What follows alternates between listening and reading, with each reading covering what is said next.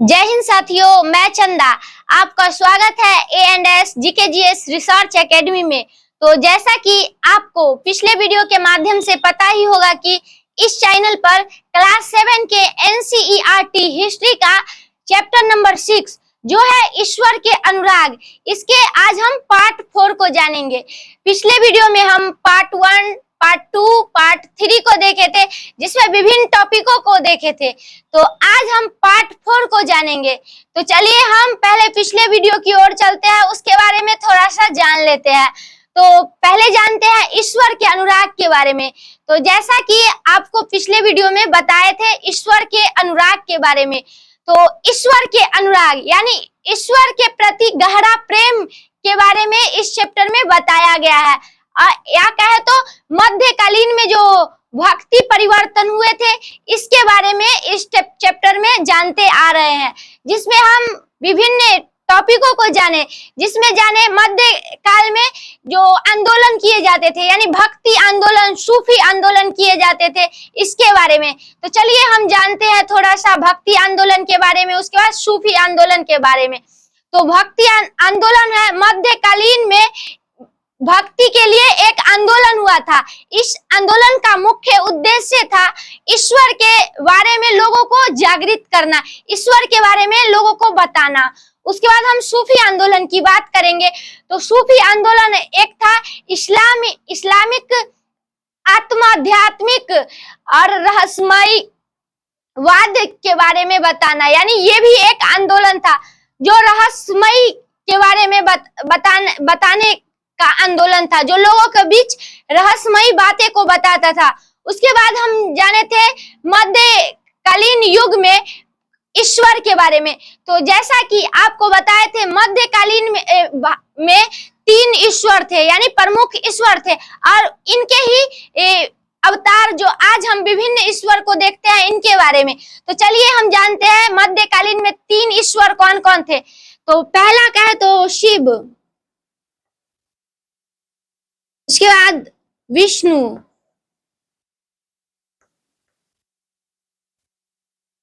क्या दुर्गा,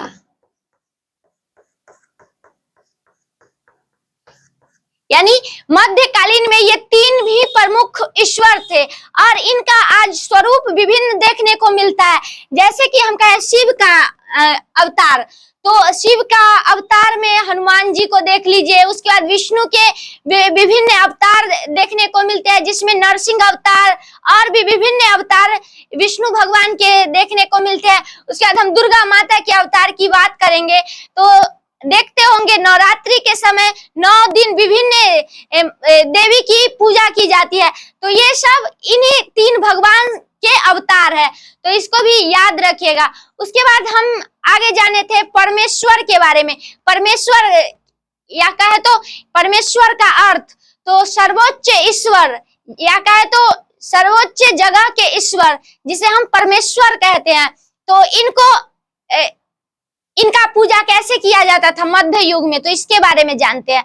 तो मध्य युग में परमेश्वर यानी कहे तो ईश्वर की पूजा गायन वादन कव्वाली के माध्यम से पूजा किया जाता था, यानी ईश्वर को पूर्ण रूप से मनुष्य समर्पित होता था।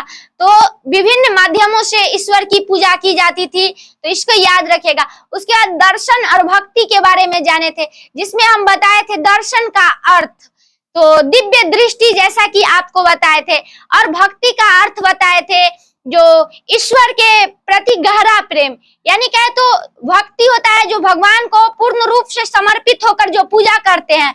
और ईश्वर के बारे में हम बात करेंगे तो दिव्य दृष्टि, यानी कहे तो देखते होंगे मंदिरों और में जाकर, यानी भगवान का दर्शन जो होता है वह दिव्य दृष्टि से होता है, तो इसको याद रखिएगा। उसके बाद हम विभिन्न संतों के बारे में जाने थे, जिसमें हम 2 संत प्रमुख थे, इसके बारे में जाने थे। जिसमें हम पहला संत की बात करेंगे, वो थे शंकराचार्य।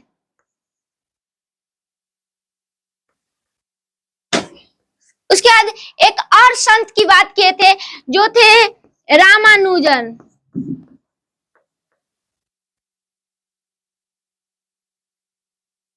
तो शंकराचार्य की बात करेंगे तो ये 8 वर्ष की आयु में माता की आज्ञा से इन्होंने संसार से त्याग ले लिया, यानी संन्यास ले लिया। संसार का त्याग करके इन्होंने संन्यास ले लिया और जो पारिवारिक मोह माया है उससे दूर होकर ईश्वर को पूर्ण रूप से समर्पित हो गए थे। उसके बाद हम रामानुजन की बात करेंगे तो इन्होंने 11वीं सदी में जन्मे एक संत थे जिन्होंने भक्ति के प्रति विभिन्न आंदोलन किए, तो इसको याद रखिएगा। उसके बाद हम प्रसिद्ध कवि की बात करेंगे जो मध्यकाल के जो कवि थे जो प्रसिद्ध उनके बारे में हम पार्ट 3 में जाने थे, जिसमें हम जाने थे तुलसीदास के बारे में। उसके बाद जाने थे सूरदास के बारे में। तो तुलसीदास के बारे में आपको बताए थे, जो तुलसीदास जो है वह भक्ति युग के एक प्रसिद्ध कवि थे जो राम भक्त कवि थे, यानी क्या तो ये राम के बारे में अपने रामचरितमानस में लिखते थे। तो इसको इस तरह से याद कीजिएगा, यानी क्या तो रामचरितमानस के लेखक तो तुलसीदास, यानी इनका पूरा नाम गोस्वामी तुलसीदास है। वही हम सूरदास की बात करेंगे तो सूरदास जो है वह कृष्ण भक्त कवि थे जो वज्र भाषा में सूरसागर लिखे थे, यानी इन्होंने कृष्ण जी के बारे में लिखे थे, जिसमें सूरसागर में इन्होंने कृष्ण भक्ति के बारे में दर्शाए थे। और हम तुलसीदास की बात करेंगे तो ये अवधी भाषा में अपने रामचरितमानस को लिखे थे। उसके बाद और भी विभिन्न टॉपिकों को हम पिछले वीडियो में देखे थे। तो अगर हम बात करेंगे, ये जो चैप्टर है इसमें भक्ति के बारे में बताया गया है, तो भक्ति के बारे में हमें श्रीमद् भागवत गीता में बताया गया है, तो इसको याद रखिएगा। अगर आपसे पूछा जाए भक्ति के बारे में किस पुस्तक में लिखा जाता है तो वो श्रीमद् भागवत गीता है, तो इसको याद रखिएगा। उसके बाद हम आज के टॉपिक की ओर चलेंगे जिसमें हम दो गुरु के बारे में जानेंगे। तो चलिए कौन कौन से जो गुरु है इनके बारे में जानेंगे, तो उसके बारे में जानते हैं। तो पहला गुरु है वो है कबीर दास, जिन्हें हम संत भी कहते हैं, यानी कबीर दास, तो इसको याद रखिएगा। उसके बाद एक गुरु है बाबा गुरु नानक, जो सिख धर्म के संस्थापक और कहे तो ये सिख धर्म के प्रथम गुरु है, तो इसको याद रखिएगा। इन दोनों के बारे में हम बारी बारी से जानेंगे, इनके जीवनी के बारे में जानेंगे। उसके बाद हम वही बाबा गुरु नानक जो है उसके मुख्य केंद्र के बारे में जानेंगे, यानी बाबा जो गुरु नानक थे उनका मुख्य केंद्र कहाँ था। उसके बाद हम जानेंगे बाबा गुरु नानक देव के उपदेश और सामाजिक कार्य के बारे में, यानी जो ये संत थे जो विभिन्न जगह पर जाकर उपदेश देते थे, इनके बारे में जानेंगे। वो समाज के प्रति कैसा कार्य करते थे इसके बारे में जानेंगे। उसके बाद जानेंगे धार्मिक स्थल और उत्तराधिकारी, यानी कहे तो उत्तराधिकारी क्या होता है। जैसे कहे तो कबीर जैसे गुरु नानक देव की अगर मृत्यु हो जाती है उसके बाद उनके जगह पर आने वाले, यानी कहे तो अन्य व्यक्ति को हम उत्तराधिकारी कहते हैं। और हम धार्मिक स्थल की बात करेंगे तो जो एक पवित्र स्थल होता है, तो इसके बारे में जानेंगे। उसके बाद हम जानेंगे जो बाबा गुरु नानक देव जो थे उनके उत्तराधिकारी गुरु आनंद बने थे, इनके योगदान के बारे में जानेंगे। उसके बाद जानेंगे गुरु नानक देव का उपदेश उसके बाद जानेंगे समानता का उपदेश के बारे में। तो इन सभी उपदेशों को हम बारी बारी से जानेंगे। तो चलिए हम पहले टॉपिक की ओर से स्टार्ट करते हैं, जिसमें हम पहले जानेंगे कबीर दास के बारे में। तो कबीर दास जो है वह 15वीं और 16वीं सदी के एक प्रसिद्ध संत थे, यानी कहे तो इनका जन्म की बात करेंगे तो इनका जन्म 15वीं शताब्दी में हुआ था और उसी समय के ये प्रमुख संत थे। और ये जो कबीर दास जो संत थे वह उनका जन्म की बात करेंगे तो इनका जन्म वाराणसी में हुआ था। वाराणसी में एक मुसलमान जुल्हा, जिसे हम आज बुनकरों के नाम से जानते हैं, उस परिवार में ये कबीर दास का जन्म हुआ था, तो इसको याद रखिएगा। और जो कबीर दास जो संत थे वो धार्मिक आंदोलन के संत थे, यानी ये धार्मिक आंदोलन में भाग अत्यधिक लेते थे, यानी धर्म के प्रति ये उपदेश देते थे, उसके बारे में लोगों को जागृत करते थे।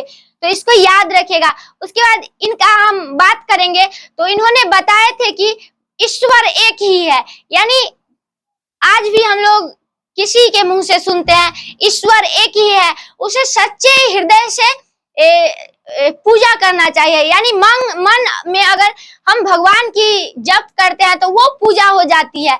तो इन्होंने बताया है कि ईश्वर एक ही है, उनको सच्चे हृदय से पूजा करना चाहिए। उसके बाद कबीरदास जो संत है उन्होंने समाज के प्रति भी विभिन्न चीजों को समझाया है, जिसमें इन्होंने बताया है समाज में जाति, उसके बाद जाति या एक समान होता है, समाज में ऊंच नीच जो होता है उसके विरोध है, यानी बाहरी आडंबों से ये विरोध करते थे।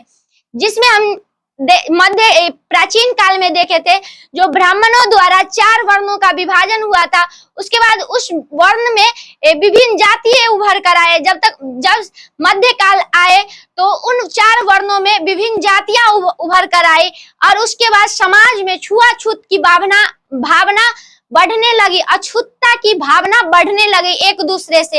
यानी कहे तो जो उच्च वर्ण के जो लोग होते थे वो नीच वर्ण के लोगों से घृणा करते थे। तो समाज में इन दोनों में एक अछूतता की भावना बढ़ गई थी। तो इसलिए जो बहुत धार्मिक आंदोलन हुए थे, जिसमें आपको पिछले वीडियो में भी बता चुके हैं, जिसमें भक्ति आंदोलन हुए, सूफी आंदोलन हुए, विरसवाद आंदोलन हुए और भी विभिन्न आंदोलनों को देखने को मिला है, जो विभिन्न सैनिकों द्वारा, संतों द्वारा संपन्न कराए जाते थे। जिसमें विरसवाद आंदोलन की बात करेंगे तो वो अयनार और अनवार संतों के द्वारा कराया गया था। जिसमें हम नायनार संत की बात करेंगे तो वो शिव भक्त थे, यानी नायनार संत।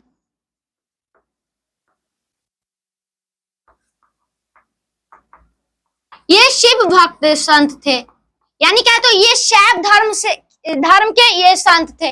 उसके बाद हम अनवार संत की बात करेंगे, यानी अनवार।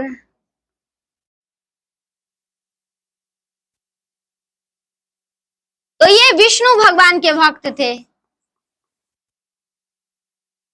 ये वैष्णव धर्म से संबंधित थे, यानी ये शैव धर्म, ये वैष्णव धर्म।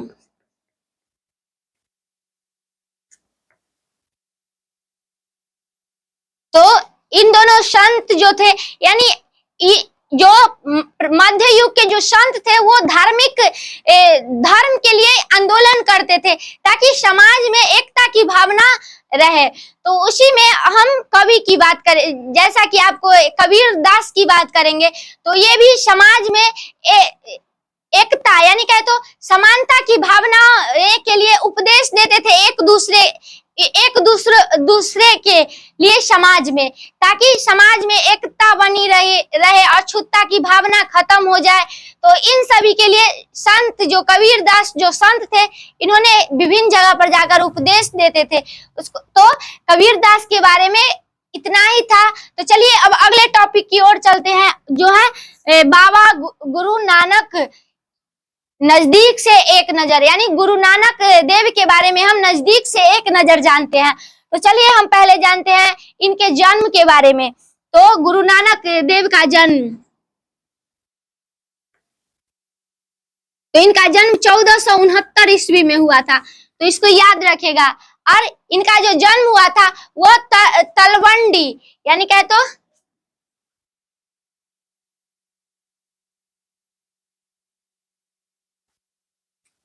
तलवंडी में हुआ था।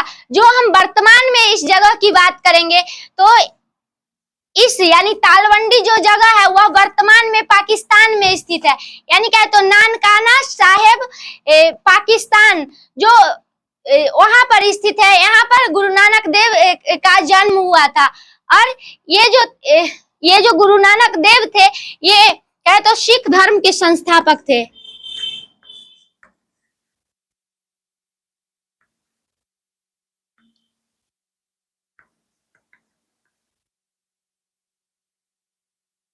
यानी आपसे अगर पूछा जाए सिख धर्म के संस्थापक कौन थे, तो ये बाबा गुरु नानक देव थे। और ये जो थे ये सिख धर्म के प्रथम गुरु भी थे, यानी क्या तो प्रथम गुरु। वही हम इसके अंतिम गुरु की बात करेंगे तो इनके सिख धर्म के अंतिम गुरु थे गुरु गोविंद सिंह।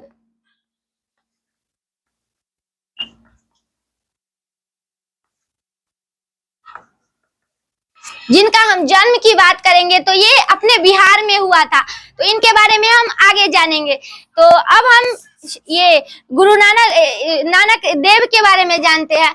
तो इन्होंने विभिन्न उपदेशों को दिए थे। तो चलिए हम पहले जानते हैं गुरु नानक देव के मुख्य केंद्र के बारे में। यानी जब गुरु नानक देव का जन्म हुआ था 1469 ईस्वी में, उसके बाद इन्होंने सिख धर्म की स्थापना किए थे। और इनका मुख्य केंद्र की बात करेंगे तो इनका मुख्य केंद्र था करतारपुर, जो रावी नदी के तट पर है, यानी कहे तो रावी नदी के तट पर।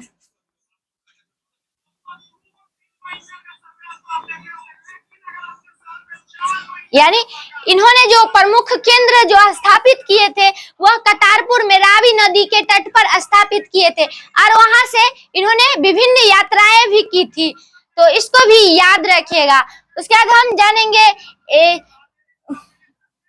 सिख धर्म के जो गुरु थे गुरु नानक, इसके बहुत अनुयायी भी थे।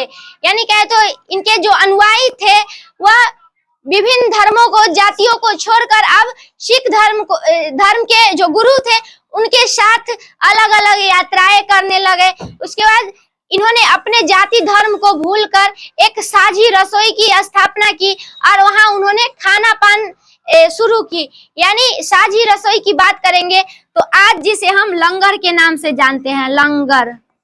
यानी सिख धर्म में अत्यधिक ये भाषा सुनने को मिलता है, लंगर, जिसे हम खान पान या रसोई कहते हैं। तो इसको याद रखिएगा। उसके बाद हम आगे जानेंगे इन्होंने उपदेश और सामाजिक कार्य भी किए थे। यानी जो गुरु नानक देव जो थे वो विभिन्न उपदेश दिए थे सामाजिक कार्य के लिए। तो चलिए हम जानते हैं इनके उपदेश के बारे में। तो इन्होंने भी बताए हैं जो ईश्वर एक ही है और उनको सच्चे हृदय से पूजा करना चाहिए। यानी इनका भी सेम गुरु कबीरदास से कहना मिल रहा है। यानी इन दोनों का कहना है ईश्वर एक ही है जिसे हम सच्चे हृदय से पूजते हैं। उसके बाद सामाजिक कार्य की बात करेंगे तो इन्होंने समाज में विभिन्न कार्य यानी क्या तो नेक कार्य किए हैं, लोगों को जागृत किए हैं, लोगों को मदद किए हैं उपदेशों के माध्यम से। तो इसको याद रखिएगा। उसके बाद हम जानेंगे इसके धार्मिक स्थल और उत्तराधिकारी के बारे में। तो सिख धर्म में यानी क्या तो आज भी देखते हैं किसी भी काम के लिए बैठक के लिए एक जगह नियुक्त किया जाता था। तो उसी प्रकार मध्यकालीन में सिख धर्म के जो अनुयायी थे उन सभी को धार्मिक आंदोलन के लिए या कहे तो धार्मिक चर्चाओं के लिए एक जगह नियुक्त किया था, जिसे उन्होंने पहले धर्मशाला कहा था। यानी धर्मशाला, बाद में इसे हम कहते हैं गुरुद्वारा।